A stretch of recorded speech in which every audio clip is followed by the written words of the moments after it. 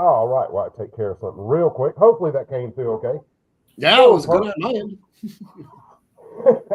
Let's get everybody introduced. And I'll kind of tell you how the interview came forward, and we'll introduce the two Steves here.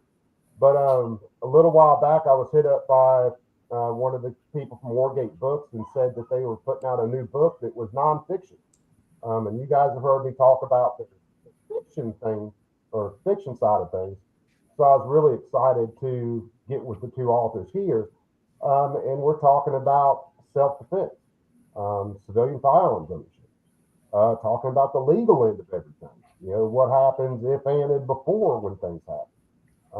And what I'd like to do now, and we'll start off with Steve Lieberman. I'm going to have you introduce yourself, kind of give people your background, and then we'll get the next Steve, because I want you guys to kind of give your version of who you are, what you do, and how this came about. Instead of me just sitting here reading the bios. I got the bios up right there. It's way more fun having you guys. Well, thank you, Coop. So yeah, my name's Stephen Lieberman. I'm an attorney. I'm so I like to call myself a civil rights attorney. You know, that's sort of a pleasant way of saying that I'm a criminal defense attorney. Now, our law firm is somewhat unique. We almost exclusively represent military personnel, law enforcement officers, and CCW holders. Now, we do handle some Second Amendment related stuff that comes from other civil rights organizations like the CRPA and the Firearms Policy Coalition and groups like that. I never really thought of myself as a Second Amendment attorney per se. I was really more of a use of force attorney. But, really over the last 30 years, that's kind of what I've become. I mean, I tend to specialize in Second Amendment jurisprudence. I do a number of YouTube videos for various different channels talking about case law and stuff like that. And I'm also I'm considered the counselor at arms here at the Artemis Defense Institute, which is where I actually have my office. My wife, Sandy, she's really, to a large extent, the inspiration for this book. Sandy is the founder of the Artemis Defense Institute. It's a tactical training facility located in Southern California.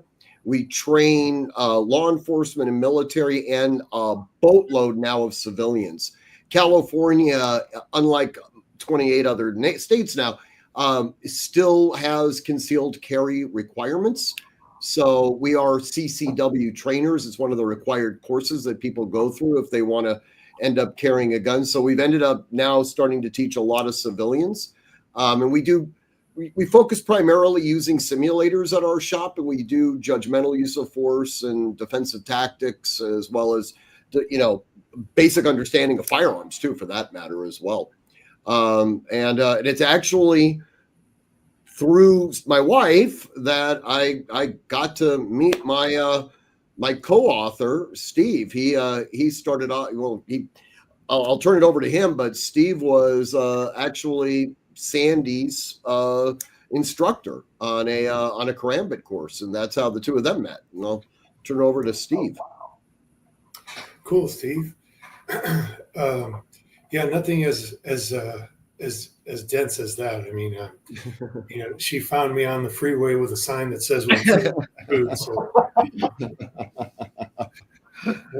So a little bit of law enforcement. I was a former government contractor and employee.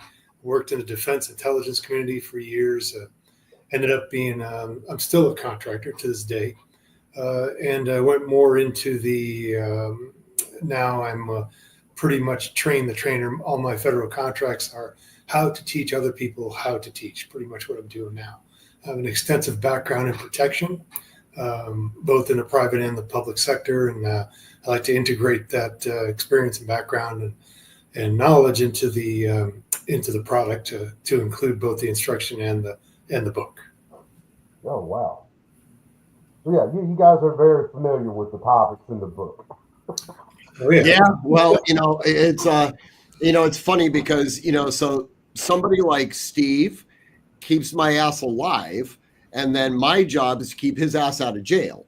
So, we've got this sort of symbiotic relationship. you know. That's the relationship that really works right there. That's the one you want to keep with you at all times. Yeah, exactly. So kind of, and we're going to go through a lot of the topics in the book and some quotes and stuff that I've got highlighted, but can you kind of give a synopsis of the book and what you intended to kind of convey with the book?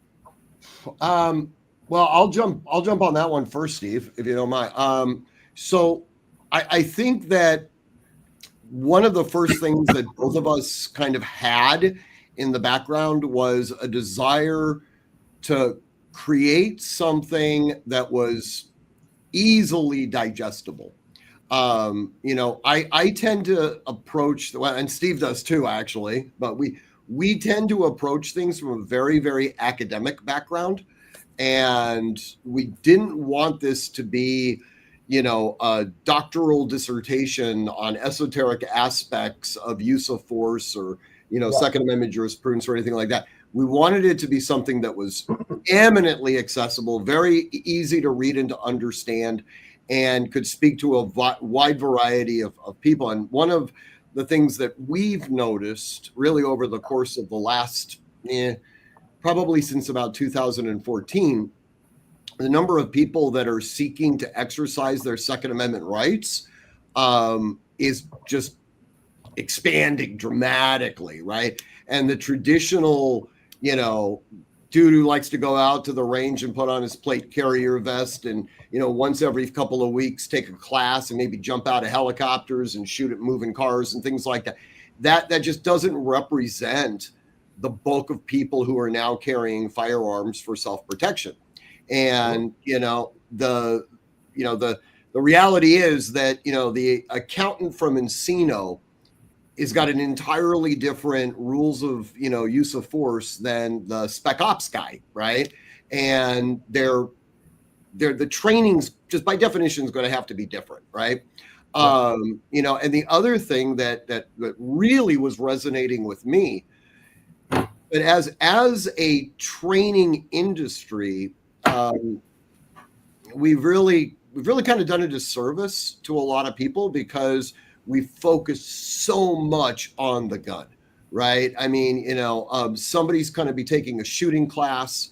Well, God damn it, they want to be shooting. They want to be putting rounds down range, right? And as a private instructor, you want repeat clients. So you want to keep the clients happy. I mean, the last thing in the world you want is for somebody like me to come into the class and be spending 7 hours doing a lecture, right? That's not what these people are paying for. These people are paying for slinging lead down range. And, as a result of that, we've seen these like massive holes developing within the training industry where people are, I mentioned it in actually one of the worst stories in the book, where people are doing things they shouldn't be doing and really have not been trained not to do that, right? And, it's really one of the things that we really wanted to focus on. So we wanted to make a book that provided the proper mindset on sort of pre-engagement stuff, right? And that's really what Steve was going to be focusing in on. And then from my perspective, the mindset on, or not even the mindset, the understanding of what happens, after the shot goes down range, after the bad guy's been stopped, and how the court system actually works. And then for those people that are interested, just the underlying philosophy of the Second Amendment. I mean, where this all comes from and why we even have this to begin with. And, and again, the real challenge for us was, not make it a, 5-volume work, 400 pages each volume, right? We wanted to make it into something that, realistically speaking, at the end of a weekend, somebody can be completely, completed and, and begin that philosophical journey. So that was at least my goal on this. I think Steve had something similar in mind. Yeah, no, it was very much along the same lines. We even though Steve and I vectored in from completely different backgrounds, we share the same exact viewpoint and philosophy, which, that in itself is an indicator to what we're doing and why we're doing it. So same thing, you know, I've worked the full gamut from SOCOM to soccer moms, and you know, literally tens of thousands of folks that I've worked with over the years. And from my point of view, it's a perspective. You know, you think about an incident. Oh, I'm going to do, if something bad happens, I'm going to poke him in the eye, punch him in the throat, then shoot him in the face. So it's this reactive mindset. You know, there's only one mode. When I react, I'm going to do this. Well, I like to pull the lens back a lot further back to the point where you're looking at it from a different perspective of what are your options? Why limit yourself to reactive? Why not put yourself in a position where you can be proactive? And of the two, proactive lends you more towards control on the outset. Well, it's one of the things in your book is if you go to your gun, you've already failed, which is completely correct. Now, you do acknowledge, of course, there are outside things you're never going to see. Stuff can happen. But if you can be cognizant of your environment, there's a lot of stuff that you can avoid before you have to actually, pull that firearm. I think that's actually the mantra for both of us. I mean, I think, in fact, I shamelessly tell Steve that, I absolutely stole his material, where I tell all my students during CCW training that the single most important thing that they can take away from this class is that if you've gone to guns, you've lost. And that's usually the part that at least gets them to start paying attention to me. There is a story behind that. I don't know if I ever shared it with you, Steve, but Coop, if I can share that with our audience. You guys can go anywhere you want to go. I was in protection, and part of your program before you go out on a deployment is this thing called a pre-deployment briefing, which they give you all this information and what country you're going to and all that sort of thing. And then here we are, a room full of guys who've been doing this a long time, and the guy who's doing the briefing, he stands up there and he says, "Let me remind you guys, if you boys go to guns, you failed." And we kind of all looked at him, because you got to qualify before you can get on the airplane. And what do you mean? What is this guy talking about? But he said, think about it. If your first response is to go to a gun, you've already immediately gone to the highest use of force there is on the planet, and you've placed yourself and your protectee in immediate danger when you could have solved the problem 95 other ways. Yeah.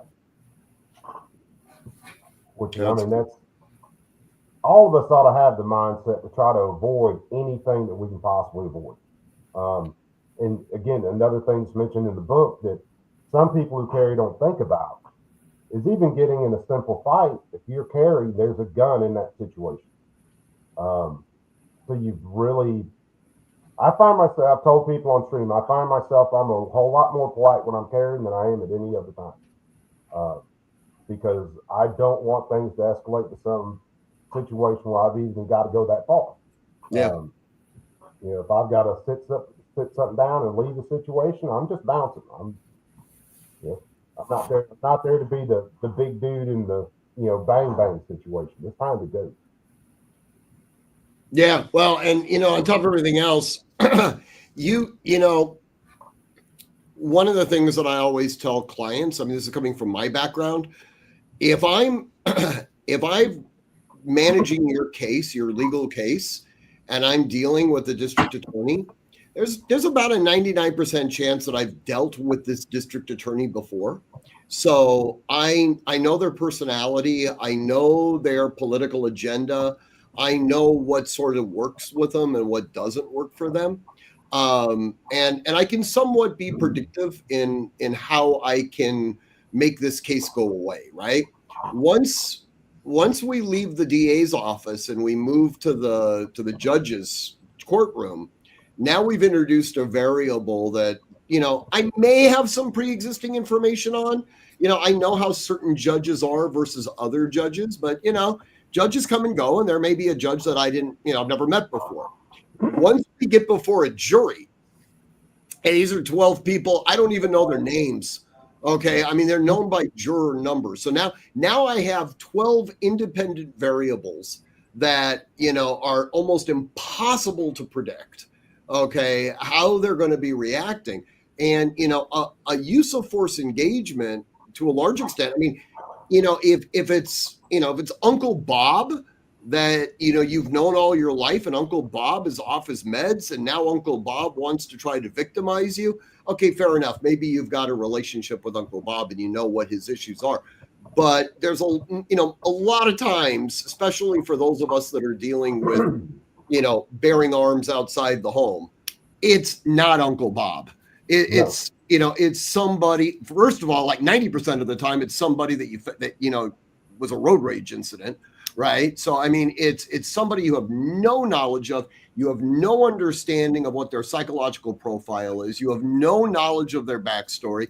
More importantly, you have no knowledge of their ability to actually fight, And it's like that's like the worst type of situation to find yourself in. Well, and you guys brought it up in the book, and when one case where you got a defendant who did everything right, but they're absolutely unlikable in the courtroom. Oh, yeah. So then you've got a jury who almost doesn't care what happens. They just don't like that person. And so that one, I don't know. We put that in the book on purpose because I think it's important, for people to know that. That was one of my most difficult cases. I'm not going to lie. That was probably one of my most difficult because I remember looking at the facts and thinking to myself, we win. I mean, we're going to get an acquittal. They never should have filed against this person to begin with. And then I started doing prep work with the client because I knew I was going to have to put her on the stand. Yeah. And, that's almost a requirement when we're dealing with somebody that's articulating a use of force defense, as an affirmative defense. And I started playing the role of the prosecutor. I started cross-examining her. And I'm like, this woman is absolutely distasteful. I mean, she is arrogant and abusive. And I mean, what she did was legally justifiable. Okay. And frankly, had she not used deadly force, she probably would have been killed. Okay. So what she did was defensible, but her personality is just horrible. Right. Yeah. And it's like, okay, how do I manage this? And it's a battle. It's a legitimate battle. So it's definitely something, and you got to look. Basically, anything you do in a self-defense situation is going to get used against you enough. If you use hollow points, you just wanted to kill them. If you use full metal jackets, that's what the military used. The prosecutor is going to use anything, especially if they're an anti-gun prosecutor. So, being a not so likable person once you're in the courtroom with 12 people that are just looking to go home. And there's another thing about juries we'll hit later on, but that's a hard situation. It's not one that anybody with a brain wants to put themselves in. No. And, it's funny because, I mean, Steve and I really haven't talked about this one point, but I'm curious to hear his impression of this too. So one of the things that I've noticed, whether I'm dealing with cops or I'm dealing with civilians, when they've been involved in shootings, or for that matter, any application of deadly force, really, and this tends to follow to a large extent on gender lines. So men tend to be like almost immediately following it, they start having a tremendous level of self-doubt. Okay. They start thinking to themselves, oh my God, what could I have done differently? I can't believe I did this. I put my entire family's, life in jeopardy now because I've engaged in this, I'm going to lose my job. And they start going through all of these conflicts and everything else. And, one of the things that frankly happens is that they end up having verbal diarrhea because they want somebody to confirm that what they did was right, Yeah. And who better than some person wearing a badge and a polyester uniform to agree with them, right? So, they're wanting to give out this information. But my female cops or my female civilians, to a person, has just been 100% sure that what they did was right. They are righteously indignant. They have no emotional apprehension about what they did. I mean, they are extremely comfortable that what they did was absolutely necessary at the time. Okay. And you know what? There is a value in being confident. There is a value in having the emotional stability to know that you did what you needed to do. But man, if you're coming across like a jerk, okay, and we're getting dangerously close to that territory, that's what the jury sees. And suddenly the jury is like, you know what she might have done was right, but she's just such a bad person. Well, let's go ahead and convict her anyways, and that's always our fear. So Steve, kind of pick up on what he was talking about. Do you see a difference in between your males who go ahead and have some sort of defensive use versus the females that you have a defensive use? Kind of their attitudes? I see it as I see it on the other side of it. Working with both male agents and female agents, and the difference is that on the other end of that spectrum, going in, it's like you see the opposite going in at the front end. Usually the males have the more of the confidence. And the females do have. Yeah. But after the event, those roles are reversed, just like Steve says. I mean, it's interesting to see that dynamic. Yeah, that's an interesting thought. I don't think I would have thought that before talking to you guys, that you'd see the men. Now, I understand the verbal diarrhea. And any lawyer that I've ever heard talk about a self-defense shooting or even pulling the gun, their immediate thing is shut up. Don't talk to anybody except I need my lawyer or I need a lawyer. And other than that, don't say a word. Don't try to, hey, this is what happened. Don't try to say just done.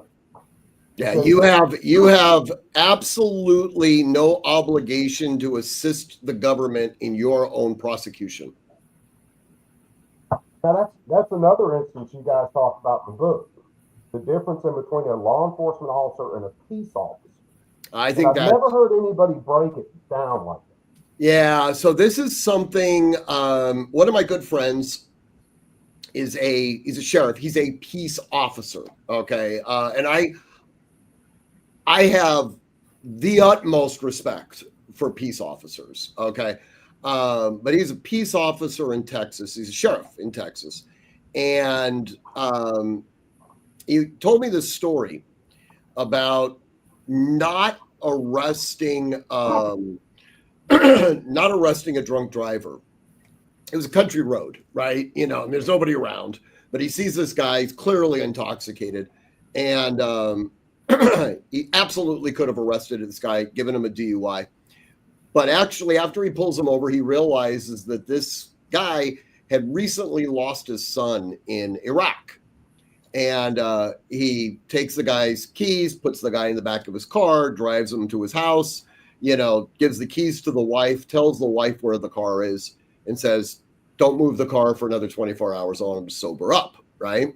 Yeah. And he said, look, I could have arrested him, but how does that benefit society? I mean, this guy's already gone through this traumatic experience. Nobody was put in imminent danger. I have prevented anybody from being in danger as a result of this guy. And the only thing I would have done was, getting a little bit more tax dollars, I suppose, and make this guy, have to go through one more hurdle, to becoming healthy again and going through the grieving process. So that to me is a peace officer. He keeps the peace. A law enforcement officer doesn't go through any of that level of analysis. They're going to arrest somebody, right? That's their job. They're going to issue a citation. They're going to arrest. In California, at least, there's a very, very famous unwritten policy that when the police show up and two people are involved in a fight, like a physical fight, the mantra is the winner is going to go to jail, the loser is going to go to the hospital. Notice that we didn't discuss who started the fight, whether or not the winner was just simply defending himself. That's utterly irrelevant to them, right? It's no, the winner's going to jail, the loser's going to the hospital, right? And then let the district attorney make the decision as to whether or not they want to file. And, I get it. I get it from an efficiency standpoint. Hey, we don't have the luxury to be able to go through an investigatory analysis when we've got 32 other calls we've got to get to tonight, because we're in a major urban environment. This isn't going to be our only call today. But by the same token, this can be absolutely devastating for somebody. That's the other thing I want to mention real quickly too. I get asked all the time by clients, if I do X, Y, or Z, am I going to get arrested? And I tell them, it's like, look, that shouldn't be your focus. Okay. The real question is whether or not you're going to get prosecuted. Okay. That's an entirely different concept. An arrest means that you've been detained for a period of time. Okay. A prosecution means you may be actually going to jail for an extended period of time, or prison for an extended period of time. Right. And especially since I'm in a metropolitan area, arrests, they happen like that. Right. Whether or not you've actually committed a crime is irrelevant. The agency's just simply making an arrest. So the real focus, and look, by definition, those of us who bear arms in public, okay, we're being deployed into somewhat of a morally ambiguous environment, right? So that's one of the reasons why we talk about professionalism at arms in the book as much as we do. It's like, hey man, you need to have your moral code in place. You need to know what your left and right lateral limits are personally, right? And then you need to make an effort to sort of live by them and conduct yourself in that way, with the firm understanding that when the stuff hits the fan, things are going to get weird really fast. Yeah, it can be an absolute crapshoot. From what I've seen for people being in defensive situations, on how that ball's going to land. Yeah, because I've seen some things where the right officer got it and they look at the scene, person goes home or stays home that evening.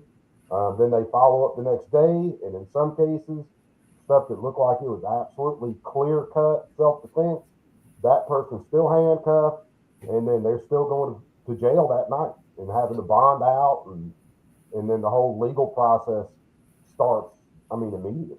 Yeah.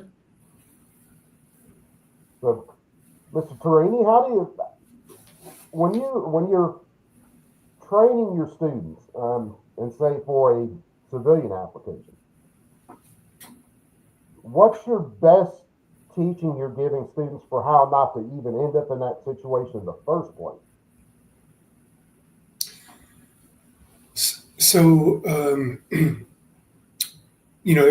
every scenario is completely different, so you kind of want to, if you're going to generalize, you start from, I use the terms 0 to 100. 0 is the beginning of an incident, and 100 is you're in it. And around the 90 mark is when you are, find yourself in a dark parking lot with a knife on your throat or a Glock in your face, that kind of thing. But that's the last 10% of that 0 to 100. And so what that means is, let's say you found yourself at 90 when you're in the situation. What you failed to do, let's say at 80, was to notice that they were following you out of the store, for example. And you failed to notice at 60 that they were following you around in the store. And you failed to know at 20 that they were watching you get out of your car when you first arrived, and so on. So there's all these waypoints that allow you opportunity long before to apply proactive measures. Yeah, and you go through in the book kind of the stages on how those attacks actually happen, which you kind of did there, but because you talk about the criminal stalking you, where they're looking and watching you, they're trying to feel you out.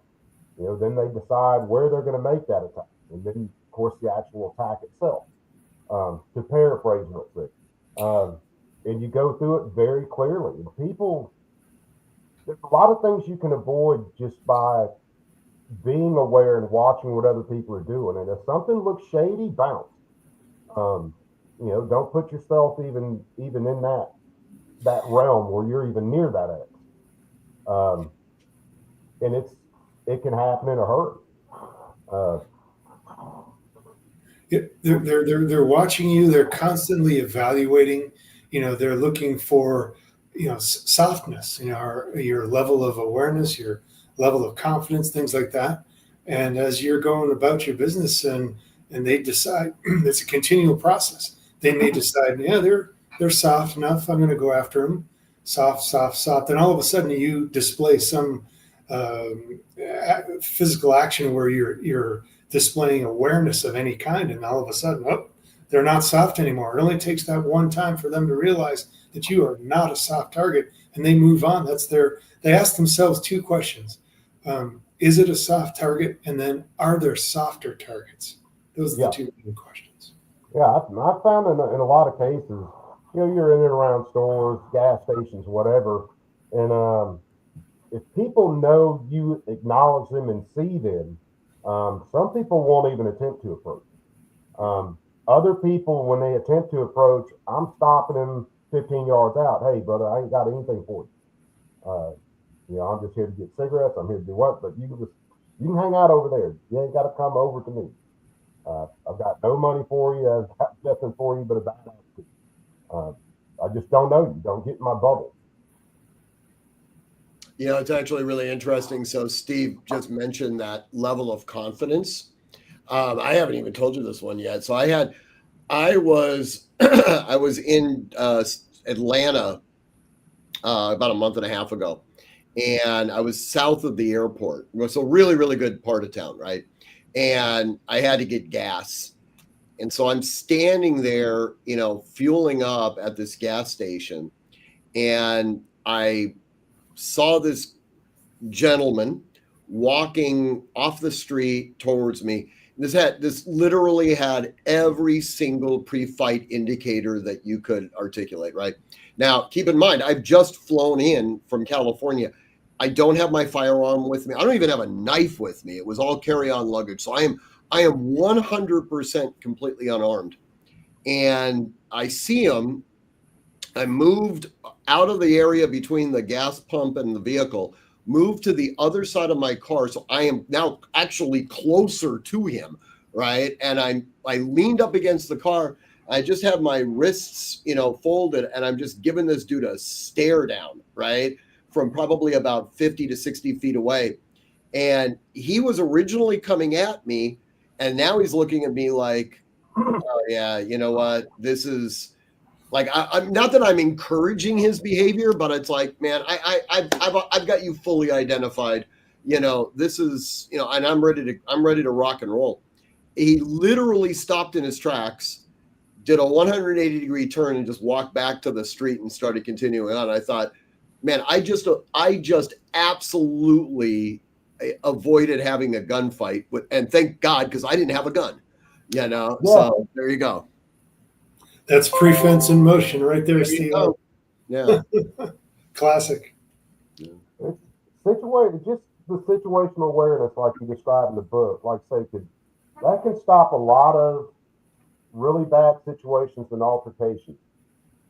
Just by being aware. And again, if someone looks sketchy, get out of the way. No one gets close. Your vehicle's right there. If you're in your vehicle's on, gas pedal says go, Obviously there are things that can happen that are out of that realm of control. You're stopped at a stoplight in traffic and someone rips your door open or busts your window or something like that. There's nothing. You were probably doing everything you could to avoid it, but obviously you can't push half a hell out of your way to get out of the way if you're stuck like that. And that kind of stuff does happen. One of the funniest ones I think I've heard of was there were a couple of guys that were coming up to a gas pump going to rob a guy, and he just pulled the gas pump out, hosed him down with gas. Wasn't that, yeah. Yeah, it's hysterical, but it worked. I mean, yeah, absolutely. So I'd like to continue with Steve brought up a really good point. When he was at the gas station, he was fresh out of the airport, and I do a tremendous amount of travel, so I can relate to that feeling. You know? And you got no gun on you, and no knife, nothing we would consider a conventional weapon. But to say that you're completely unarmed, and that's where a lot of my training is going. You have the most powerful weapon with you that doesn't require batteries or bullets or even a permit, and that's your mind, your most powerful weapon. One of the titles of one of my books. And, Steve pulled out his most powerful weapon, and he applied it, and it worked. So 100%. And you guys also talk in the book when we're talking about arms or defense, anything can be defensive. I mean, all the way down, I think you mentioned, a wine glass, one of the parts of the chapter. Anything that you've got in your hands or anything you can get your hands on. Well, and it's funny too, because, I try to drive this point home all the time. So look, you're not going to find a greater advocate for the Second Amendment than me, right? I mean, I literally do Second Amendment defense. That being said, we have become as a society really, really totemistic as it relates to the gun, right? And I see this with my own clients where if I've got my gun on me, I'm armed. If I don't have my gun on me, then I'm unarmed, or I'm in this non-permissive environment. The Second Amendment doesn't say anything about guns. The firearms, guns, nothing ballistic appears at all in the Second Amendment. Mm-hmm. Arms are a broad category. And I will tell you, I saw Steve. Fortunately, it was in a class. It wasn't in an actual environment. I watched Steve disarm someone and then essentially apply what could have been a lethal strike using a frickin' handkerchief. Okay, and I mean it was absolutely terrifying to see this, but it's that realization that you know what? This guy has nothing more than a piece of cloth in a back pocket. He's armed. He understands how to do that. And that's one of the things that we try to drive too. It's like we can't think of ourselves as being defenseless because we don't have our gun or we don't have our knife. I mean, it's a much broader spectrum than that. Yeah, and I'd like to move on as a springboard from what Steve said about your environment. So you can use your environment, what we call environmental mapping, your ability to control your space. In certain contexts, we have to use the word personal space, but I like to use the word battle space because that's really what it is. If someone enters into your personal space, that becomes the battle space. So being able to identify what is that space, what's in that space, how and where to move in that space to place you in a position of dominance has nothing to do with a weapon. It's the knowledge of utilizing that space and controlling it. Because either you control the space or they do. Mm-hmm. Yeah, and that's one thing, criminals do a really good job of controlling space. That guy standing outside that convenience store that's going to rob you, he's already mapped that area out. Yep. He already knows what he's going to do. He's just got to pick the victim, make sure that he does a little surveillance, find someone he thinks is going to be solved. But he controls all that. Being somewhere in a new area is even worse. I stop at a lot of places I've stopped at tons and tons of times. I can identify certain places in there. Well, yeah, I'm not even going to get close to that corner. If I had to pick up the phone and, I'm not even going there. I've got my routes I'm walking. But in a new place, you might have someone who's mapped that gas station out for days and you're just stopping in there for an hour on your way somewhere.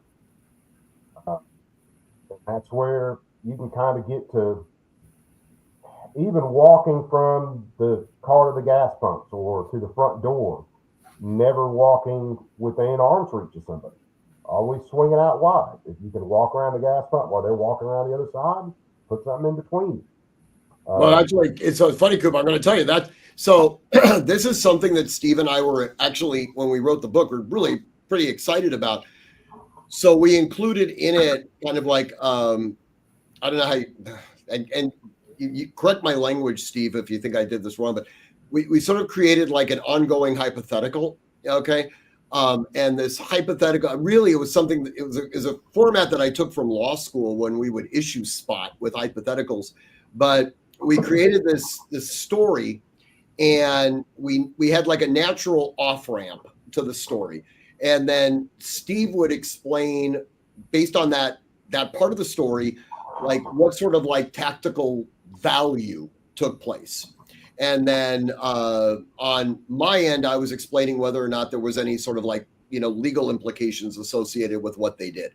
And then the story continues and it gets a little bit longer. And now, it's what's interesting is that there seems to be this sort of like inverse relationship, right? As the possible tactical failures start to increase, right? Because the person didn't off ramp early enough, the legal culpability also started to increase, right? Mm-hmm. So, and at the end, it was, okay, so now the guy is potentially going to get himself killed because he made these 27 mistakes. And assuming he does survive, he's going to be prosecuted for these, 14 criminal offenses, right? So, yeah. I mean, we tried to use, and I mean, the hypothetical is somewhat outlandish, right? But I mean, we did it really to try to drive a point home.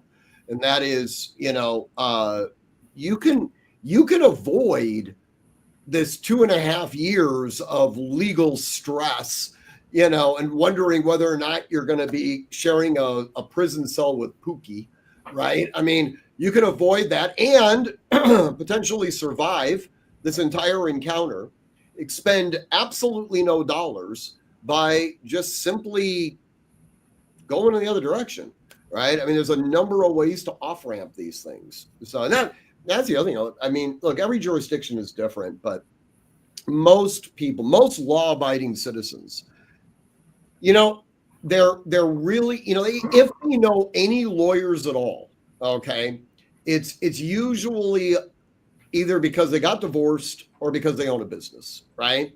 It's like, yeah, I know a marriage and family lawyer, or yeah, I know a guy who reviews my contracts or something like that. Mm-hmm. Very, very, very few law-abiding citizens know a criminal defense lawyer, right? Because why would you? I mean, you're a law-abiding citizen. It's not like you're relying on a criminal defense lawyer on a regular basis. So a lot of them just have absolutely no idea how much a criminal defense actually costs. I mean, I have people that call me up that have, a potential misdemeanor that they're looking at for some gun situation. They've been, subject to a gun violence restraining order or something like that. And, here in Southern California, that's going to run somebody about $8,000. And they lose their mind. They go absolutely apoplectic. And I'll be like, well, just out of curiosity, I mean, how much did you think legal representation was going to cost? I don't know, like $800. And it's like, so really, no. Yeah. I mean, like in what universe did you think that was going to be the case, right? So, that was also something that we hope people are able to understand. But one of the reasons why having some form of self-defense insurance is so critically important as well, frankly, Yeah, so I'm looking at the quote about a suggestion to have someone learn martial arts for self-defense, and this turns into a question of really availability for that whoever that person is. So some people just plain don't want to carry a gun. I will not carry a gun. I've heard that as well. I teach at multiple ranges across the country for many years, over 25 years, and I've met countless people, and the folks that are carrying a gun, well, the folks who make that decision, I'm going to know what I'm doing, they seek training, they seek firearms training, and they go to places like Artemis Defense Institute, for example, and that's where they go get that training. And then you have people that I'm not going to carry a gun at all. Okay, then your two choices are don't train, don't have anything, or get yourself some other, use of force training of some kind. It doesn't have to be firearm, it can be anything else. You have edge weapons, impact weapons, ground fighting, boxing, Muay Thai. There's an endless list, 1.5 miles long. However, that requires for you to be efficient and proficient. And what that means is you have to put time in. You have to put a minimum of something like 3 hours, 2 to 3 hours minimum a week. And so to be able to commit to that and to be willing to be in a situation where you're sweating, thrown on the ground, hit with a glove, whatever, all those things, you have to have the willingness for that. And very, very few people have the time, have the discipline, have the commitment, willing to get injured or potentially injured and to do all that. So you do have a third option if you don't want to go that route. And that is the work that I've been doing for the last 20 years. And that is to learn how to be proactive. There's all kinds of programs. I've designed my own preventive defense. There's an entire book I just recently published last year that talks about the 37 different training drills you can do to develop your awareness, much like a protective agent. In fact, that's what I teach our protective agents these days. So it runs the full gamut between using your most powerful weapon, using an improvised weapon, your fists, your knees, your legs, whatever, a handkerchief, a screwdriver, whatever you put in your hand can be, you can learn how to use that as a weapon. And you can go all the way up from non-lethal to lethal use of force. Mm-hmm. Yeah, my dream is to go train with someone like ShivWorks to get better with, edge stuff like this guy. This thing's so beat up, but I've carried this thing for about 4 years now. But, getting that training is something I want to do just as much as I wanted to go to War Poet. I did a couple days training up with those guys, which was an absolute blast. But training is definitely majorly important. Well, and I think too, one of the things that we see is that, again, there is this focus on the tool, right? Mm-hmm. And I get it. I mean, look, I'm a gun guy. Okay. I put a lot of lead down range. But that is a tool and it needs to be sharp. But my mind and my preventative awareness, I'm making sure that that I do control my personal, as Steve said, my battle space, right? I mean, having all of those soft skills are just as important. And we're not born with these things. That's the other thing that I think is, this seems to be part of a parcel for like the older crowd. I run into this all the time, right? Where, I get these guys that come on in. It's like, I've been shooting for years. I was born with a gun. I know, it's like, look, nobody came out of the womb with a priori knowledge of how to get a proper sight picture. I don't know, Steve. I think Rob Latham might have been. Yeah, we always have our exception, right? But realistically speaking, we don't have that, right? We have to learn this stuff, right? And it doesn't, it doesn't stop at the firearm. I mean, all of these. It's one of the reasons why we talk so much about professionalism at arms too in this book, is that you need to develop, and it's not just maturity, it's not just stoicism, it's it's like a deep-seated philosophical introspection. Look, the people that are listening to us right now, okay, these are people that are proactively seeking out information, right? I mean, these are the chosen people, right? I mean, these are the ones that are actually sitting there saying, okay, I'm going to put in time. I'm going to put in, an expenditure of resources so that at a bare minimum, I can be aware that I don't know everything, right? And that there's still more learning to do. The minute we let our egos dictate our training protocols, we're done. right? I mean, that's what it ultimately comes down to. Well, here's another thing which you guys explain very profoundly in the book. Um, what are your viewpoints on the civilian ownership of arms, gun laws? Because you guys lay all this out.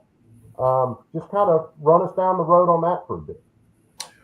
Well, I mean, look, I'm a purist, okay, and my goal is to be philosophically pure, okay, which means that oftentimes you run into like cul-de-sacs that may very well make certain people uncomfortable, okay, and look, it's like I tell people all the time, look, I don't believe. I believe that we have an inalienable right to life. Okay. I mean, this is, the Declaration of Independence did an exquisite job of articulating where our rights come from. Right. They come from the Creator, and that they spell out 3 specific inalienable rights that we cannot surrender. Even if we want to surrender them, we can't. We can't surrender our right to life, our right to liberty, or our right to pursuit of happiness. I mean, it would just seem weird to hear somebody say, I am going to give up my right to happiness to the government to have that regulated on my behalf. I mean, who the hell would say something like that, right? Just as if I were to say, I am going to give up my right to exist to the government to have that regulated on my behalf. I mean, what idiot would make a comment like that, right? So, I mean, I have a right to exist. And the Second Amendment, that recognizes that pre-existing right, that I have that right to exist. That's one of the reasons why we have a right to bear arms. Okay.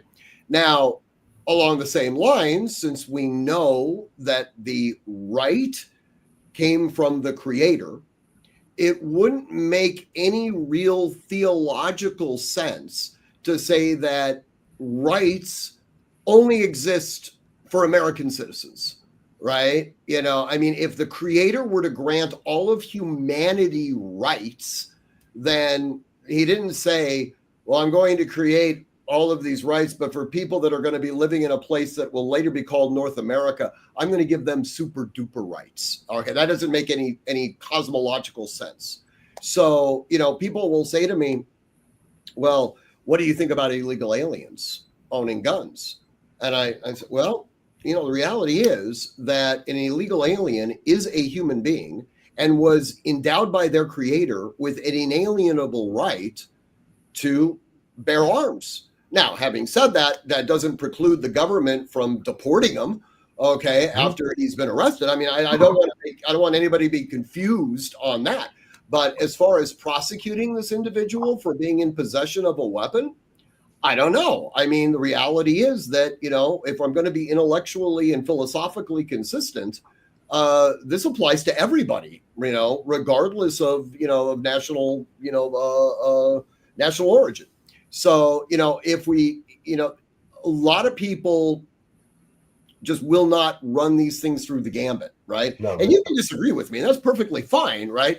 But, you cannot, if you're going to be in this lifestyle, you absolutely have a responsibility to develop mastery at skill at arms. No ifs, ands, or buts about that. You absolutely have to do that. But you also need to equally develop professionalism at arms. And professionalism at arms involves thinking about some of these things, right? I mean, it's understanding that, okay, you know what? If I'm going to be philosophically consistent, and why, where does the Second Amendment come from? Did the government grant me this right? Or, is this a God-given right that the government simply recognized? I mean, there's a distinction there. These are some of the things that happen. And again, you're not born with this. You got to think about it, Yeah. Now, Steve Terrini, kind of walk us down the same road, because you've got a massive background with the personal protection, government, military. I mean, you've got to use serious guns that us, plebes in the United States really can't even get our hands on. We have to have neutered versions like the semi-automatic AK back there, stuff like that. Yeah, so I mean, I'm with Steve on that. I mean, I'm a pure 100%. I mean, my whole career, my entire existence dedicated to this lifestyle. And if it's the case, you decide to, you choose, you make your decision to carry a firearm. In my opinion, you absolutely have to have the training to support that carry. I mean, without question. Otherwise, you're a liability to yourself and everybody around you. Yeah. I think training's massive. Everybody should get it. I don't agree with the people who are running around trying to say it ought to be government mandated or you have to have training before you do things.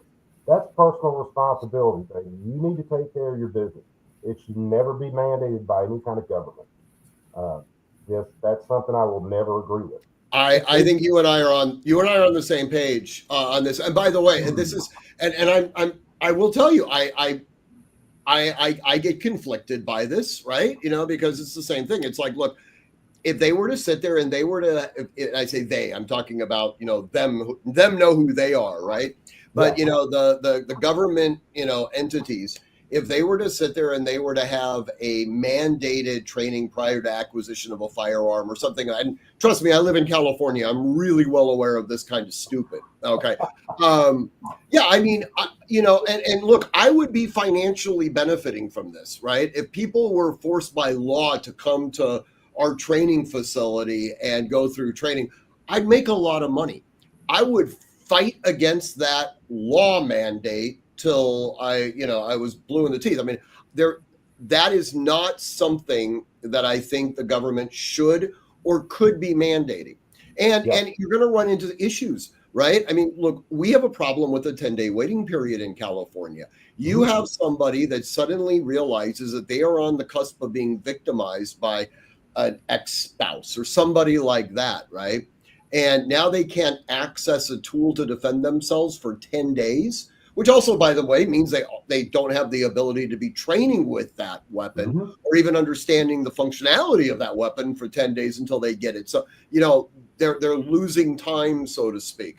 So I'm 100% against that. But by the same token, this right, which is wholly unique among specifically enumerated rights, this ability to carry a weapon outside of your home, this is, I mean, I always like to say that all rights come with responsibilities, but this particular right, you actually have a moral mandate. Okay, if you are going to be exercising this right, you do need to be training. I say you need to be training constantly, consistently, repetitively, and with purpose. Okay. And what's really fascinating to me, and it's actually frankly, it's one of the reasons why I ended up getting into this field to begin with. It's the only right that I know of that exists both in an individualistic ideal as well as a collectivist ideal. Individualist, this is actually, if you think about it, what Steve and what we teach here at Artemis, this is teaching you to, at a moment in time, at a point of inflection, to engage in the single most individualistic act a human being could possibly do, protecting their very existence, right? And yet, at the same moment, we also exist within a collective. Because if somebody who carries a gun decides to go off and do the stupid, okay, guess what? That can affect my ability to carry a gun. Absolutely. And we see this all the time. There's a reason why we're constantly battling, with the government as to whether or not you can have access to an AR-15 or an SBR or something like that. Because at one point or another, doofus decided to victimize people with an AR-15 or an SBR or something along those lines, right? Yeah. So, yeah. I mean, it is. We are simultaneously acting as individuals, but we are, in fact, in a collective. And we have a responsibility to that collective. And of course, we all know how it works. They'll go after something like the big scary gun. Yeah. And by the time they get done with anything, you won't even be allowed to have a single shot 22. Yeah. So someone will do something stupid with a single shot 22. Then it's turn them all in. Then you're looking at the UK where they're like, no, buddy, bring me your knives. We got to grind the points off those. Never mind the Sharpie side of it, but yeah, no, it's inevitable, right? So, I mean, one of the ways, it's funny too, because I don't know if I've ever told Steve this one, but you know, in California, in order to get a concealed weapons permit, you have to go through a mandatory 16-hour class, right? And, you know, one of the things I tell some of the students, I'm like, look, I want you to imagine we're back in feudal Japan, right? And, you know, this young guy comes walking up to this samurai warrior. And this guy's in full regalia and everything else. And he says, excuse me, I've got this letter from the emperor that says, if you train me for 16 hours, I will be an official samurai.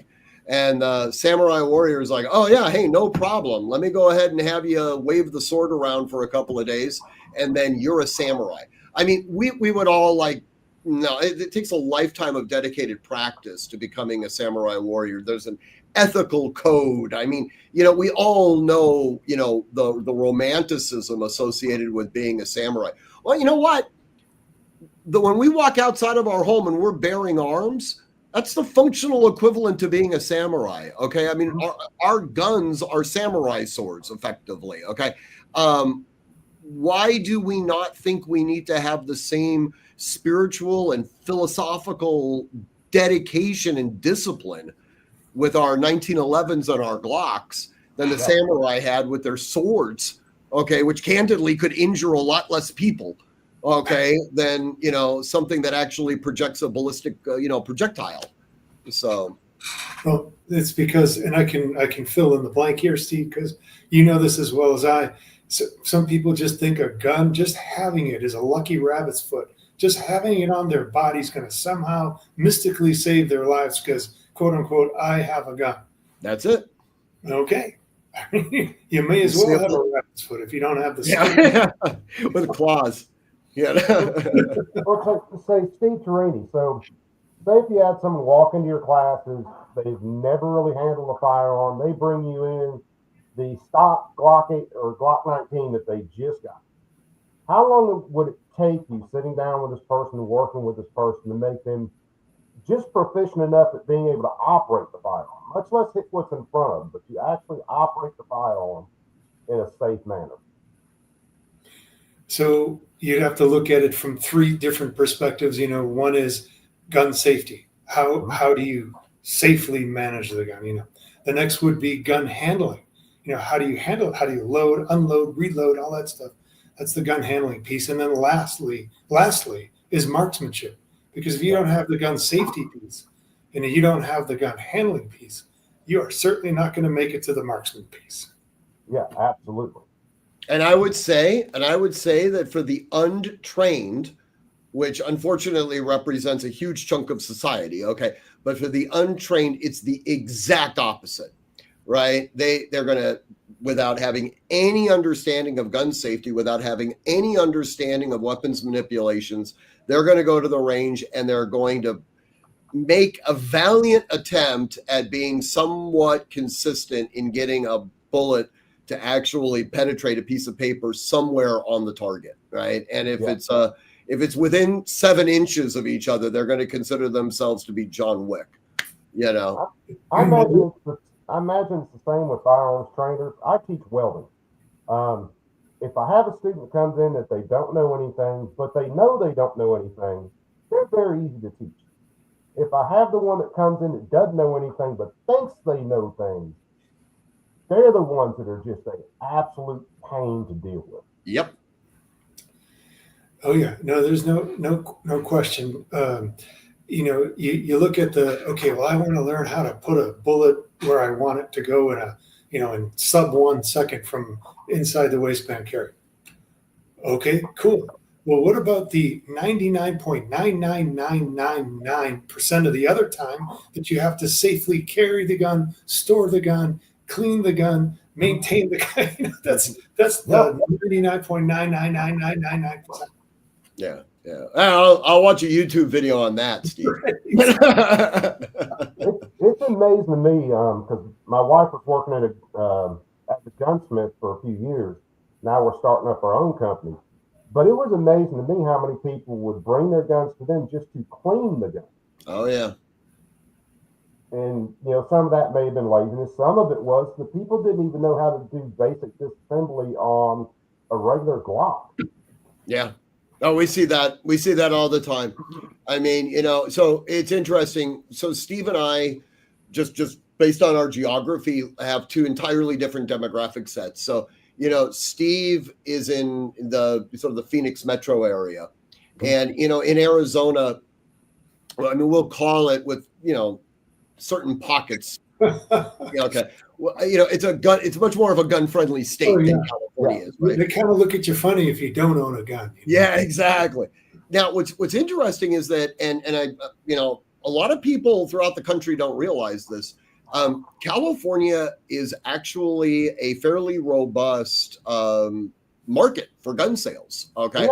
Yeah. In fact, said they're the number 2 market. Correct. Exactly. So there are a lot of people buying guns that live in California, and more importantly, where Steve is, most people, and Coop, I think where you are too in Alabama, most people received at least their initial education in gun safety. May not necessarily be an effective gun handling, but certainly when it comes to gun safety, they receive that from some family member, typically at an early age, right? So, you've got, Bob may not have actually begun shooting on a regular basis until he was in his 20s. But Bob was exposed to the 4 firearm safety rules when he was 6 years old, right? And so he's always been at least tangentially connected to the gun culture. Well, in California, we effectively eliminated the gun culture for a solid generation.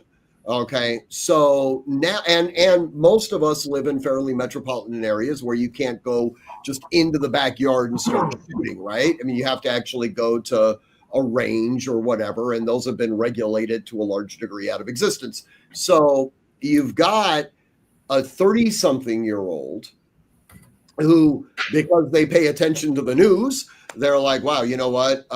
It might be a really good time to finally buy a gun. Okay. And it's not that they're rabidly pro-Second Amendment, and they're even not necessarily terribly antagonistic to the Second Amendment. In fact, they're ambivalent to it. They've never really thought about it. But you know what? With COVID and everything, maybe I'll buy a gun now.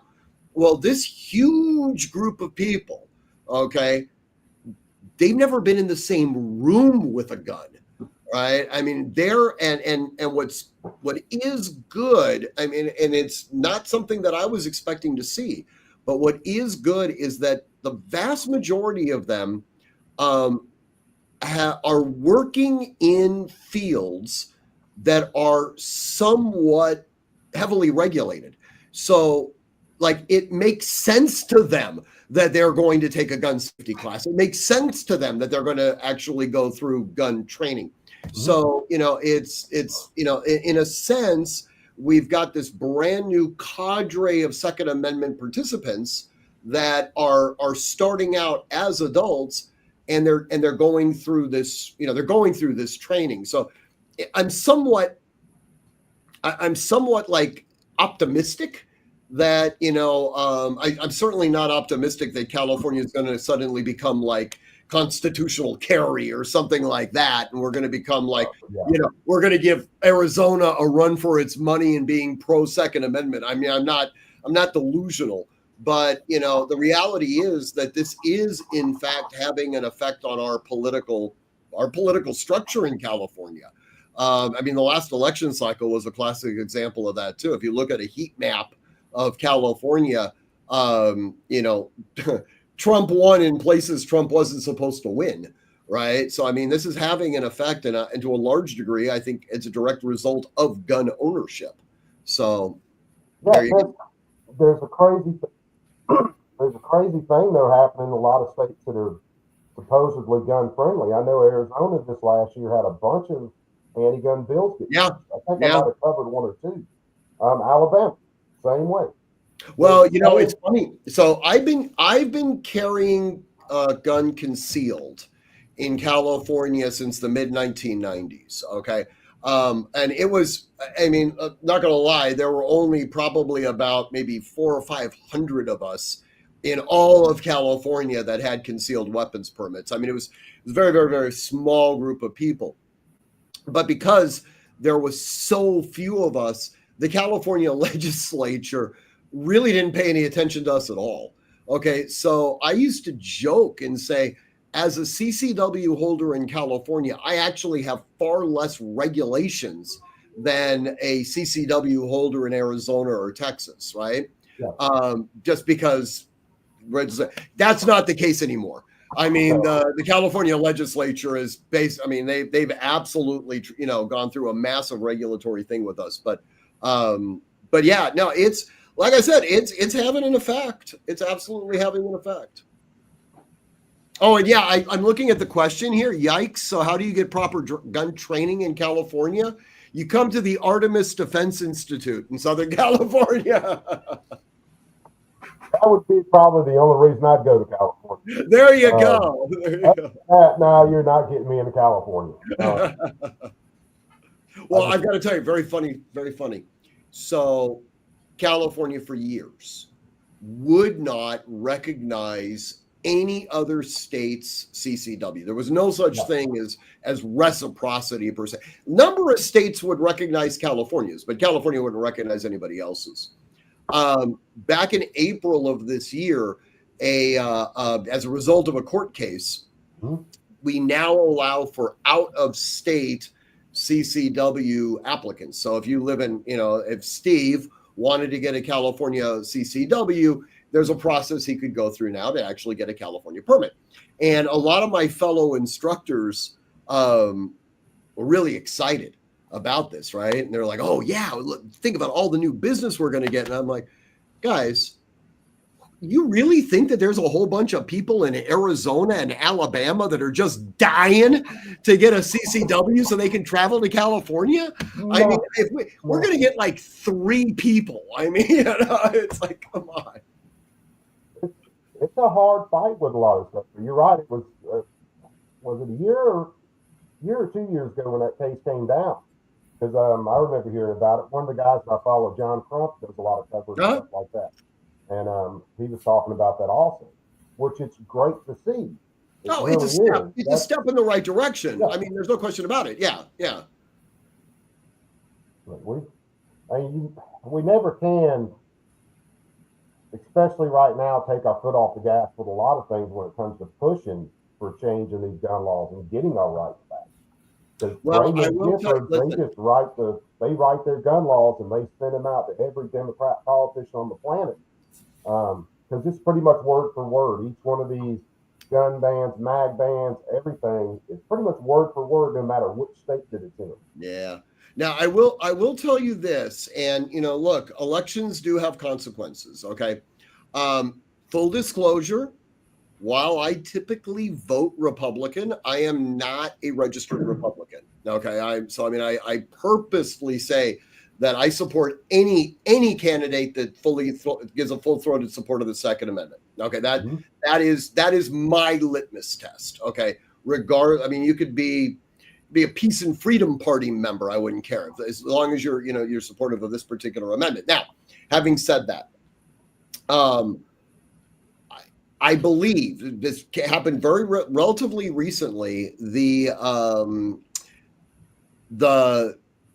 United States Department of Justice under Pam Bondi filed an amicus curiae brief with the Supreme Court in a case called Williford v. Lopez. This challenges sensitive locations, okay, where you can't carry a gun.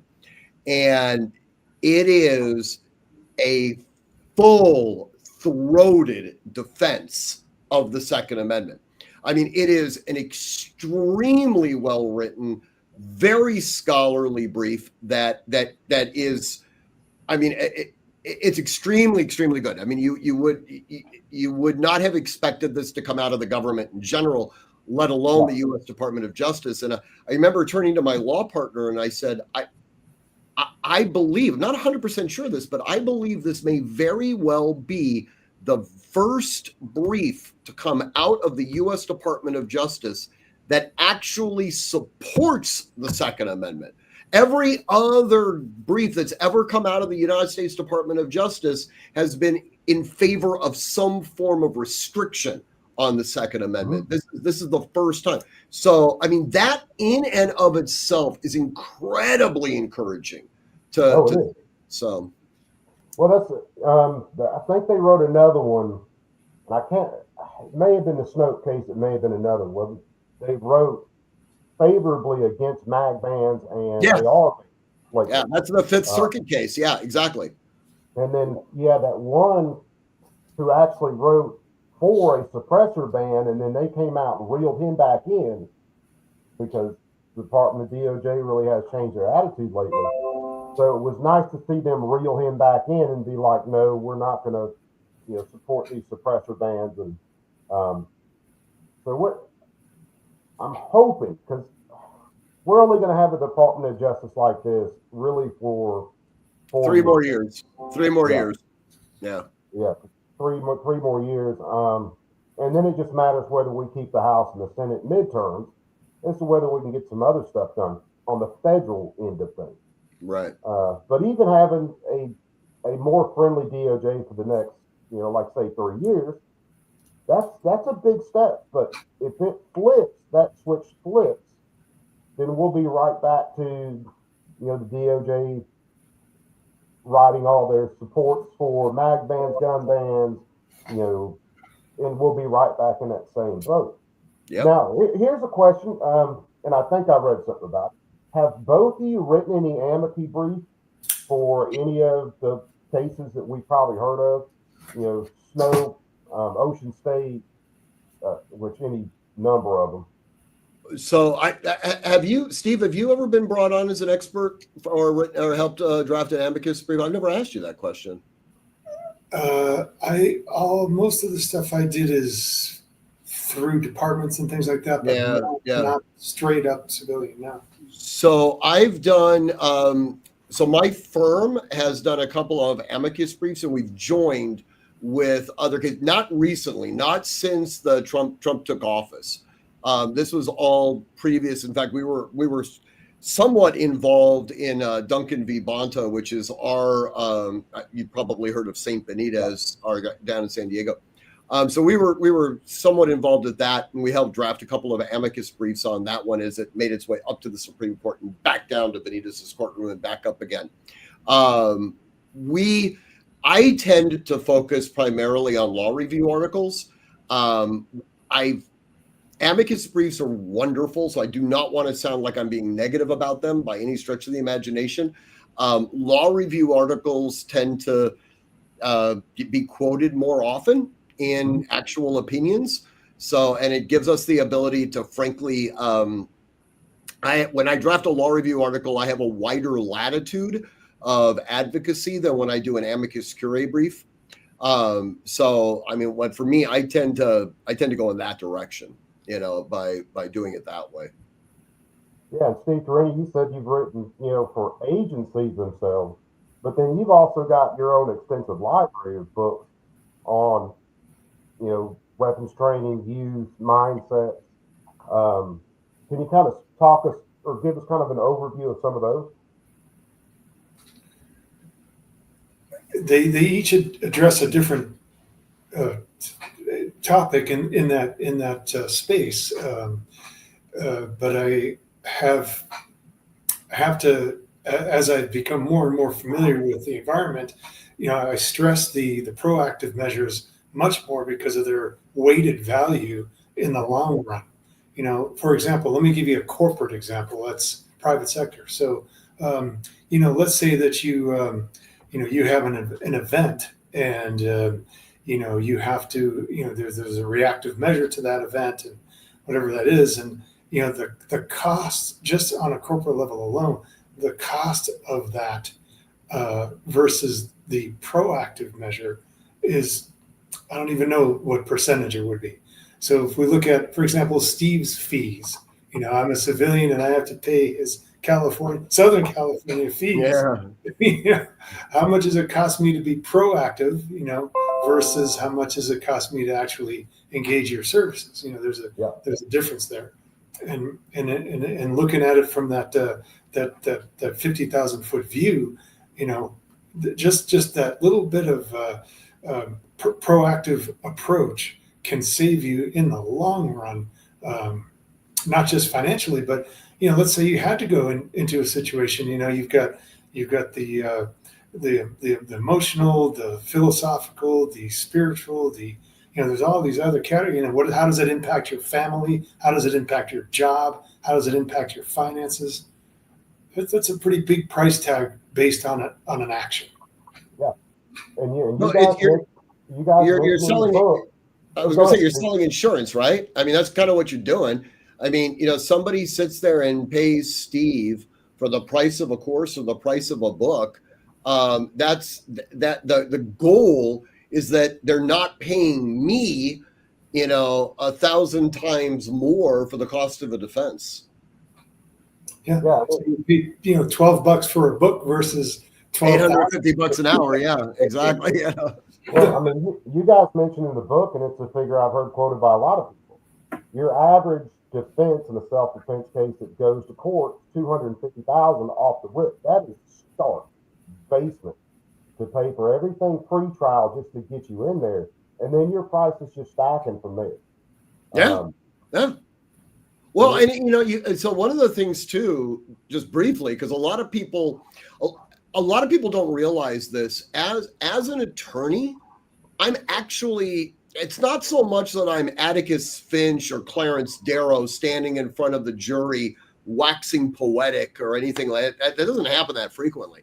What I really am is more of like a general contractor. I'm like a project manager, right? I've got a boatload of subcontractors working underneath me. And, they're everything from expert witnesses to, private investigators.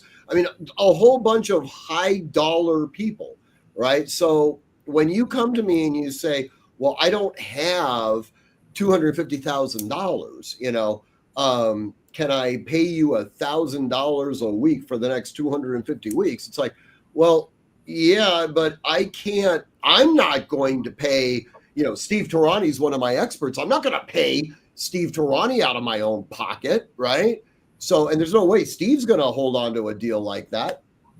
Unless, of course, it's in like some pro bono interest of justice type of thing or something along those lines. But, realistically speaking, it's not going to happen. So you suddenly found yourself now relegated to a public defender because it's not that we don't want to take your case. We just can't afford to take your case. Yeah. And public defenders can be a mixed bag. Some of them are very good. Very good. Yeah, and some of them are absolutely horrible. They're looking to get you off their back. They're willing to send you down the road. If they're offered the first kind of deal in the case, they're going to tell you, that's the best you're getting, get you off their docket, and they're going to roll on. So I'm going to tell you right now, one of the best criminal defense attorneys I've ever met was a public defender. I mean, this guy was absolutely spectacular. Okay. And I remember asking him what his thoughts were about other public defenders. And he was like, look, realistically speaking, I care. Okay. I'm going to sit there. I look at the Constitution as being, in fact, I stole his line. He said, I look at the Constitution as being my client, and these people that I'm representing are secondary beneficiaries of my services. Okay. My job is to defend the Constitution of the United States. Most of my colleagues are in search of a paycheck. That's it. Okay. And I mean, he was very honest, but in his mind, what he was doing was almost missionary work, as far as he was concerned. So not everybody shares that same value system. No, not at all.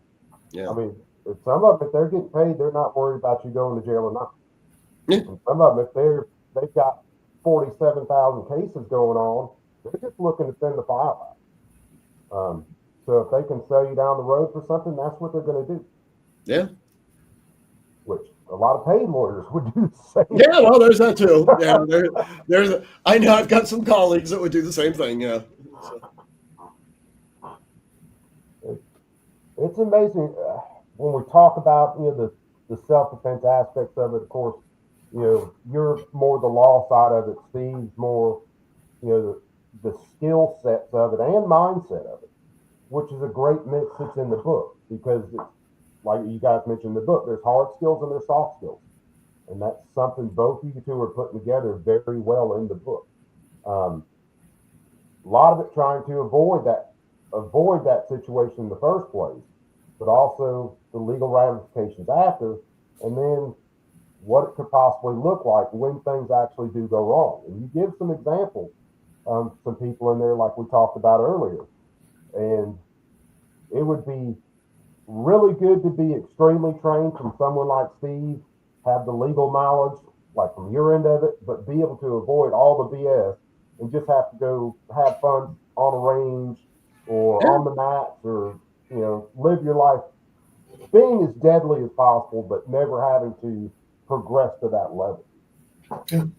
There's a famous quote from Miyamoto Musashi that says, "Better to be a warrior in a garden than a gardener in a war." Yes, and many people have said it different ways. A couple of guys we follow, Dark's one that talks about all the time, being skilled in violence, but also being that person that's got virtue to it, so that you're not needlessly violent. And I think Jordan Peterson had some really good stuff about, a virtuous man can be violent. They just control the violence. It's not virtuous to be someone who is not able to be violent. Because if you're not able to be violent and you're not violent, you just don't have any self-control. You don't have any control over anything, really. You're just going to go where the wind blows. And that's another solid thing that's really conveyed through this book, stated in some different terms. But I love the way you guys have broken this down. And we talked, I meant to say it earlier, we talked about it some for the stream. Each topic you guys cover in this book could be a book in and of itself. Hands down, could be a book in and of itself. So you guys distilled this down to an easy read within a day. Trust me, I did it and then went back and did it again to take my notes. So if my chimpanzee self can get in there and read it, anybody can. And it's very well structured, and your thoughts are very well put forward. But the only other thing and I was amazed to see in the book, and I'm so glad I saw it, was about jury nullification. Something that we don't see enough. Yeah. Which is good citizens refusing to convict on bad laws. Too often times we see citizens who will convict on bad laws just because they're told innocent or guilty, you have to do this, or you've got 47 charges charged on one person. So if you don't convict them on this, well, you can convict them on this lesser included, or this lesser included, or this lesser included. Instead of a citizen just going, no, I'm not convicting. The dude had a gun. Did he have a permit? No. Was he doing anything wrong with the gun? No. I'm not convicted on that. Yeah. Or in a self-defense shooting where, say, you've got a case of duty to retreat state, and they say this person didn't retreat enough. Well, if everything else in that situation, the fact pattern proves that was a self-defense shooting, juries should know you don't have to convict on it. You can just nullify the whole deal and walk out of it. The court can't eat you. They can't threaten you. You're your own person sitting on that jury. Well, hopefully we were able to get that message across, because I think a lot of people, and funny enough, so I mean, I have jury service. I've been called for jury service the beginning of July. This will be my third time of being called for jury service. Surprisingly, prosecutors tend to dismiss me before I have the opportunity to actually serve on the jury, and I suspect that's going to be the same thing here. But I would love to. I would love to serve on a jury for a number of reasons. First and foremost, because I'd like to be able to actually see what happens in a jury room. I've never had that opportunity. But secondly, it's because I do believe that we have, I'm civis Americanus sum, right? I mean, I am an American citizen. This is part of our civic responsibility. And understanding the powers that I have, I think are critically important. And sadly, most people are not educated properly in civics. Okay, and they don't understand some of the power, like jury nullification, that they have, and if necessary, can employ. So, Steve, how many guys that you get in classes that you're training with firearms are actually even involved in paying attention to the legal end of things or what's going on with laws or courts? How many are actually interested in that? So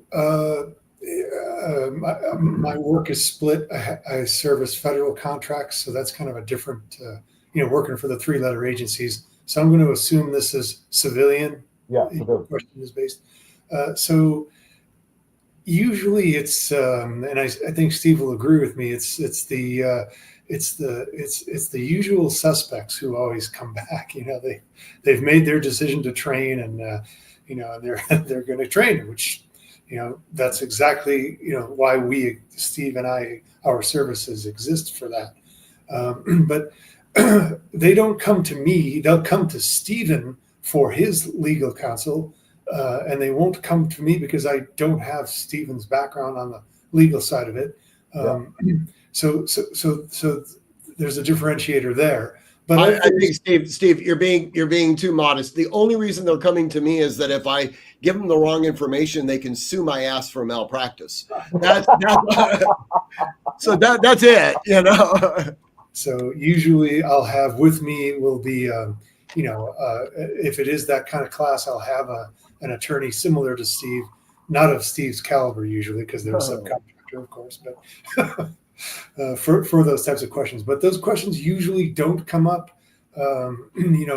It's really, those folks that are more interested in, show me the tactics, show me the skills that I need to know. I want to know how to perform better on demand, under duress, things like that. Those are the usual demands that I run into. But in my opinion, yes, of course, you need to know how to manage the weapon safely, how to develop your skills to be a better shooter and a better carrier and things like that.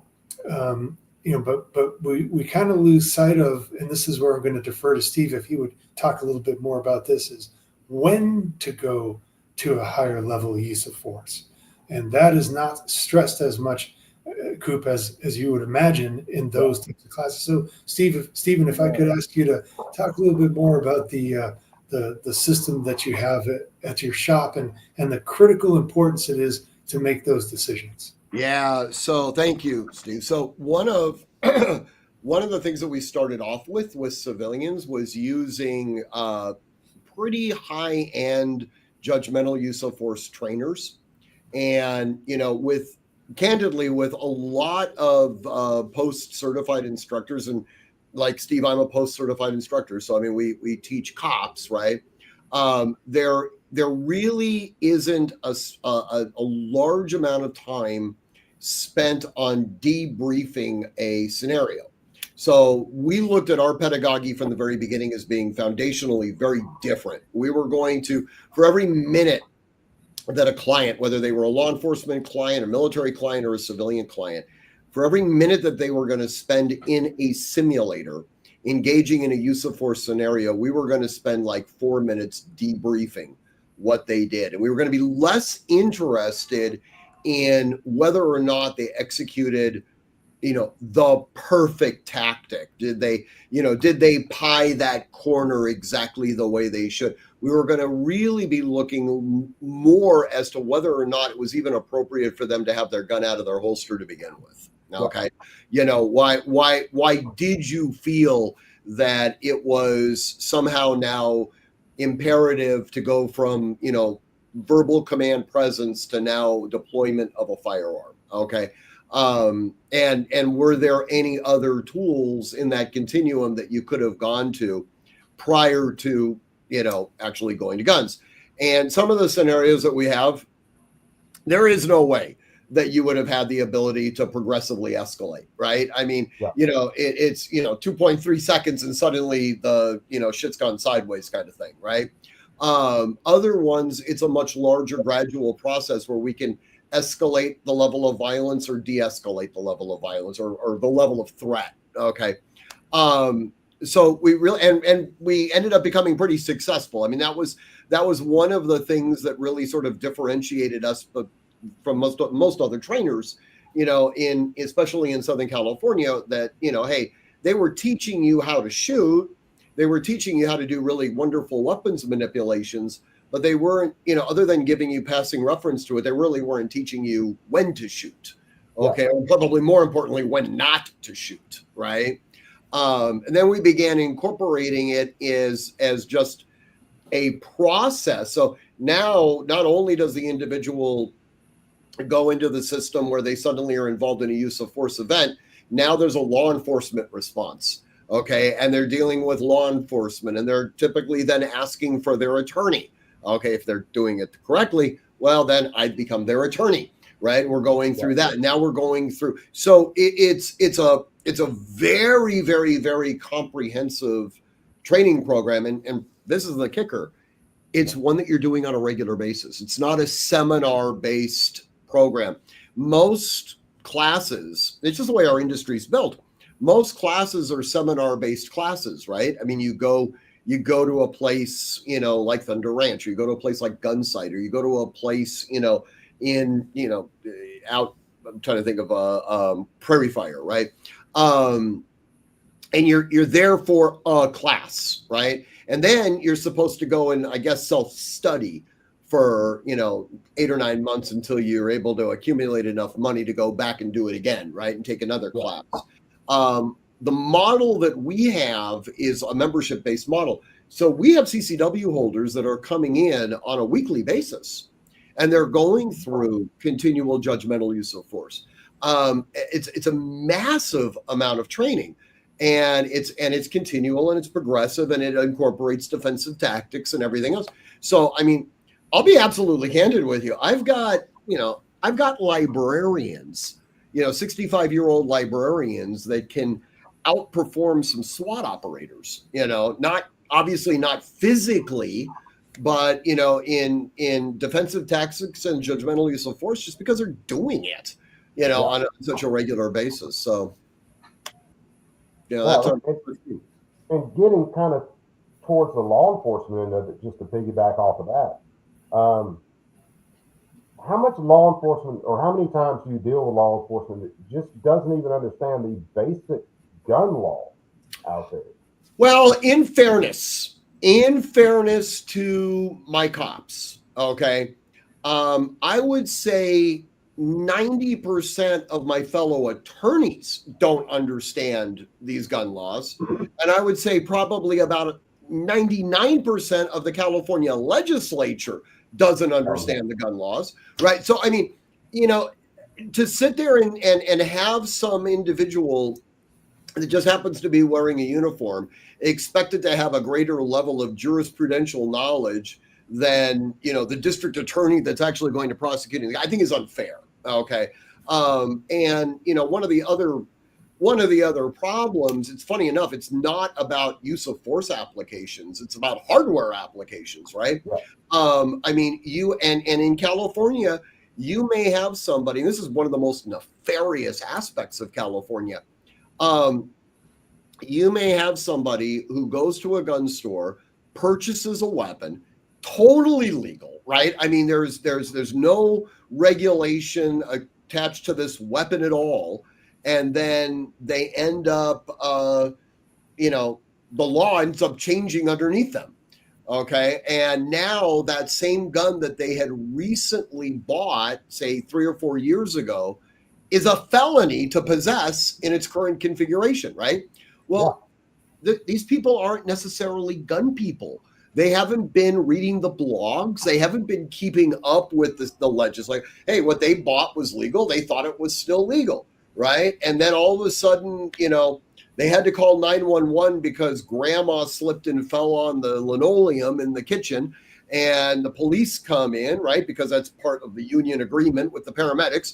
Police come in. They happen to see the AR-15, leaning up against the wall, which is fine. It's legal. I mean, there's no unauthorized usage. But they notice that the magazine release does not comport with California law anymore. And, oh, wow, hey, that's a felony. So we're going to now hook this dude up for felony possession of an assault weapon, and he has absolutely no idea what the hell's going on, right? So, and I mean, and the reverse. Look, the reverse is also true. I've had for one reason or another. Usually it's a result of a divorce, but somebody's had their weapons taken by law enforcement, right? And now the situation's all clear, and they're going to give the guns back. And I'm the one going to the law enforcement agency to collect the guns, right? And the cops are wanting to give me back a gun, which is now per se illegal to possess in California. And the property guy at the law enforcement agency doesn't realize that they're engaged in commission of a felony by giving me this gun, right? And I have to educate them. So, I mean, it cuts both ways. Yeah, well, I mean, the federal government just tried doing a lot of that to us. Oh, yeah. Your force reset trigger. Yeah, I mean, yeah. They were trying to call everything. Basically, their first sheet that came out would have made any kind of brazed pistol short barreled rifle, which would have turned, I don't know, quite a few million people into felons overnight. Yeah, that's one way to go ahead and limit gun possession, right? Just have everybody fall under 18 USC 922. You're all felons. You're all done. Yeah. So, yeah.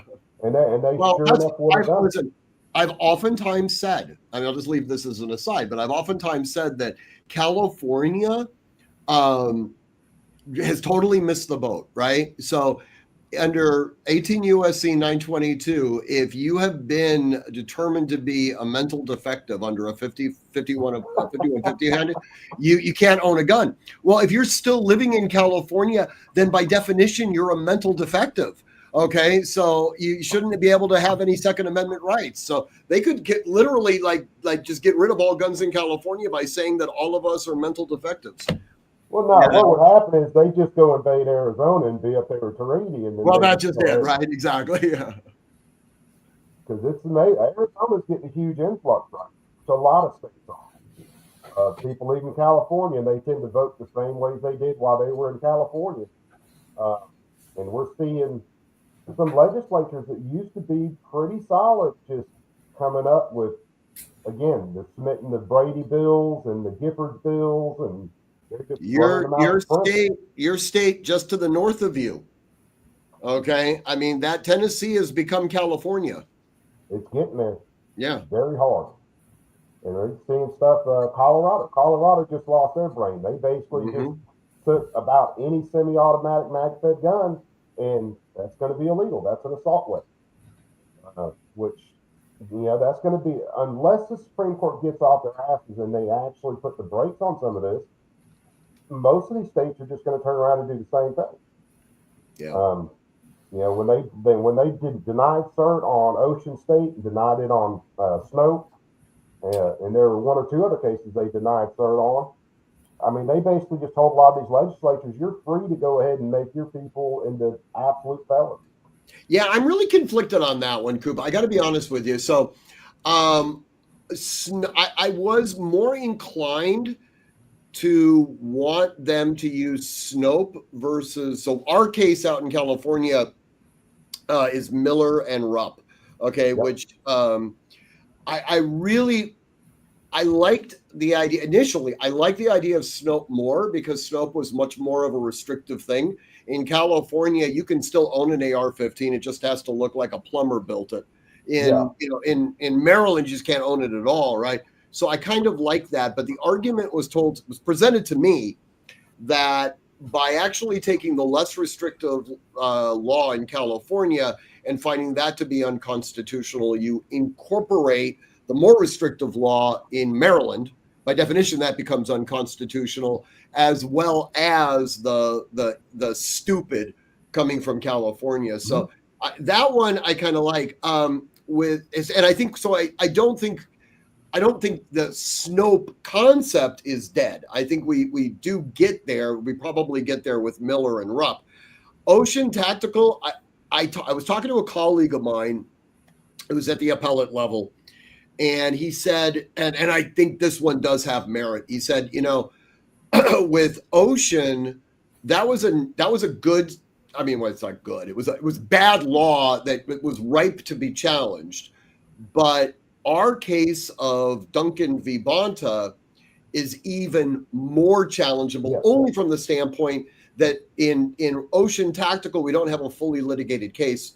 With Duncan, we have an absolutely litigated case that's gone up and down the court system twice and has decisions by both Benitez as well as Van Dyke. I mean, hell, we even got a YouTube video from Van Dyke. Van Dyke's video was out. No, he's my spirit animal now. So yeah, I mean, realistically speaking, given the opportunity to choose Ocean Tactical or Duncan, you know, I'd actually prefer Duncan. I think we get a better decision out of that. Yeah, in that case, yeah. Yeah. So that might have been part of the reason. I mean, look, they relisted Snope and Ocean 15 times. Mm-hmm. Okay. So I mean, they clearly weren't being just dismissive about it. I mean, they obviously are thinking about it. And I think that ultimately they said, let's just wait for these two. I think that's what I think, look, anybody who tells you they know what the Supreme Court is doing is either lying or guessing. So, you know, I mean, I don't know, but, you know, but from what my colleague told me, it makes sense. So we'll see. Yeah, it's definitely, there's no call on what the court's going to do. I would expect them to pick up some cases years ago and squash a lot of stuff, but I don't know, it just keeps getting thrown around.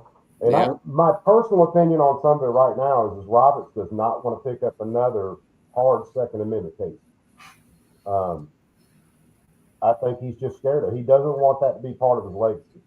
Well, you know, yeah, I think there's true. I mean, but keep in mind, everything that we've been dealing with at the Supreme Court level has all been behavioral based. We haven't had any hardware cases. Yeah. You know, so and I think, you know, in fact, I may be mistaken on this, but I think that the last real hardware case we had was Centano. So I mean, it's, you know, we're at the point. We're at the point where I think it's reasonable, even for Roberts, who's by no means a strong Second Amendment defender, right? I mean, he's gone along with the Second Amendment, but he's not, you know, this massive advocate for it. No. But yeah, I don't know. I mean, look, it only takes four justices to vote to hear a case, you know, and the Chief Justice doesn't get a super duper vote. So, you know, there's, you know, at least, you know, I mean, even when we look at, you know, whether it's Thomas, Gorsuch, Alito, Kavanaugh, okay, I mean, we should have four, okay? I mean, we should have them. So that was the strange, because who in the Snope, in the cert denial, it was Thomas. Thomas gave an actual denial. I mean, not actual denial, a dissent. Yeah, actual dissent. But there were two other justices. I can't remember whether Kavanaugh wrote part of it. But Kavanaugh said, "Oh, it'll be the next term or two. We'll take." Yeah. So Kavanaugh's was actually it was a non-dissent. It was more of a statement. He wasn't taking like an actual forceful value. But yeah, it's exactly what he did. He effectively said, so the dissent was Thomas and Alito. All right. And they were basically saying, hey, we should hear this case. And Kavanaugh's thing was, we will be hearing a case, just not right now. So. Well, yeah. I didn't like that statement a whole lot, considering the cases that they had in front of them. I'm with you. That was a hard one to swallow. Well, we'll be there next term or two. Yeah. You just keep on waiting. just keep on waiting. No, if you're prosecuted for having an AR-15, sorry. You know? Yeah, you're going to jail. Don't worry about it. We'll get to whatever later. Yeah. Well, Steve, we can continue to talk if you guys want. If you think we covered everything, we can go ahead and shut her down. I would like to thank you for, you know, inviting us on. This has been great. Definitely would invite you know, your listeners and your viewers to get the book. If you were to go to Amazon right now and type in Sword and Quill, you'll see it. You can't buy it. Well, actually, you can buy it. You can pre-order it. Actually, I believe it ships on August 5th, if I'm not mistaken. So you can secure your copy. It actually gets released on August 5th. I will also tell you, just for what it's worth, for those of you who are just dying to come to California, Steve, myself, and one of our other instructors, his name is JJ, we'll be doing a 2-day live presentation at the Costa Mesa Hilton in Southern California, right by Disneyland. And it's a 2-day preventative measures workshop where we do talk about a lot of the factors in this book, and we also get into pretty granular details on other things. And if you go to either Steve's website or our website, you can see that, and you can get that. You can sign up for it right then if that's something that interests you, and you want to drop the kids off at Disneyland and actually come and do something interesting. So there you go. Now I know Steve Torini, you travel and do a bunch of training, do you not? Or are you basically located right there, right around Arizona? I don't really have any classes in the state of Arizona because I'm a traveling contractor. So I'm mostly I think the closest I come to Alabama, I believe, is Louisiana. I've been at the Ready Range a couple times, and I teach in Florida and on the East Coast and Indiana, in that area. So yeah, and part of what I was going to ask is, do you guys ever travel and teach any kind of classes together, or you basically so we haven't California and we haven't yet. This program that we're putting on in Costa Mesa, this 2-day program, it's largely it's because I'm licensed to practice law in California, and I'm licensed to practice law in the District of Columbia. My law partner is licensed to practice in California and Nevada, so I can appear under him in Nevada pro hac vice. Which, like, if we were to come to Alabama, all you would hear me do is do all these disclaimers that you cannot take what I'm saying as being legally actionable because I'm not licensed to practice in Alabama. Unless I was able to get an Alabama attorney to sponsor me, then I theoretically could, right?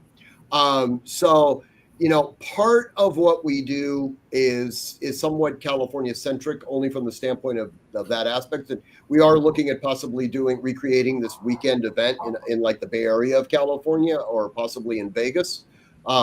But we'll have to see. We'll have to see if it's successful. So we think it's a good product. I mean, the Steve's lecture is riveting, and I like to think that mine at least is somewhat interesting. So. Oh, I'm sure it's more than interesting. Judging by you two in the book, I'm sure your end is more than interesting also. Well, there's a lot of war stories, right? Yeah, there you go. Coop, thank you for having us on, and we hope that we're able to contribute to the knowledge base of your demographic, and anything that you might need from us, information or anything, please don't hesitate to reach out for us, and we're here to support you. Oh, absolutely, guys. And if you guys ever wanted to get together, come back on, have another powwow just to shoot the breeze, man, you're welcome anytime. Awesome. Anytime. Which any of the guys from Wargate Books, Nick Cole, that I still have to get on, I got to get him on his ADD meds or something. That way I can pin him down.